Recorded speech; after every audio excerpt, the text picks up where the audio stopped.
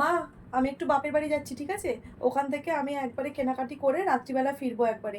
আপনার খাবার, ওষুধ, জলের বোতল আর গরম জলের ফ্লাস্ক আমি টেবিলে রেখে গেলাম। ঠিক আছে? আপনি সময় মতো খেয়ে নেবেন। আসছি তাহলে। বাবা গো বাবা, বাড়ির বড় বউ হয়ে দেখো দেখিনি, মান সম্মান সব কিছু ধূলিসাৎ করে দিল গো। কি ড্রেস পোশাক পরে যাচ্ছে রোজ, কিচ্ছুটি আর বলার নেই গো। আর কানের গোড়ায় কানের বাসা হয়েছে, রোজই বাপের বাড়ি ছুটছে, রোজই বাপের বাড়ি ছুটছে, আশ্চর্য।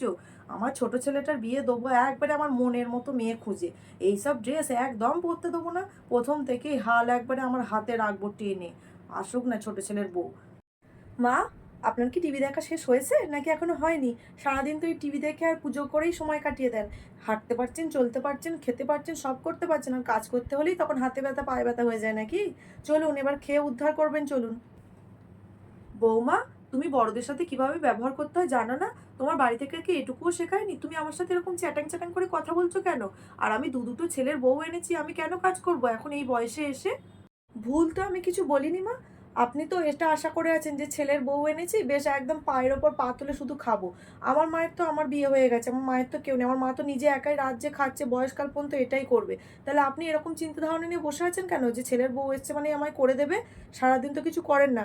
একদম মুখ বন্ধ করে খাবেন দাবেন আর কোনো কথা বলবেন না। বেশি কথা বলতে আসলেন আপনার ছেলেকে বলে আপনার ব্যবস্থা করে দেবো। এর থেকে আমার বড় বৌমা অনেক ভালো। এ ছোট বউটা ভেবেছিলাম ভালো হবে, মা গো মা, এ তো একবারে অলক্ষী এসে জুটেছে গো। আমার সংসারটা একবারে খেয়ে নিল। বলে কিনা আমার ব্যবস্থা করবে, এত বড় মুখের কথা। বাবা গো বাবা, এর থেকে আমার মরণ হয় না কেন ভগবান, তুমি আমায় তুলে নাও এই দিন দেখার আগে।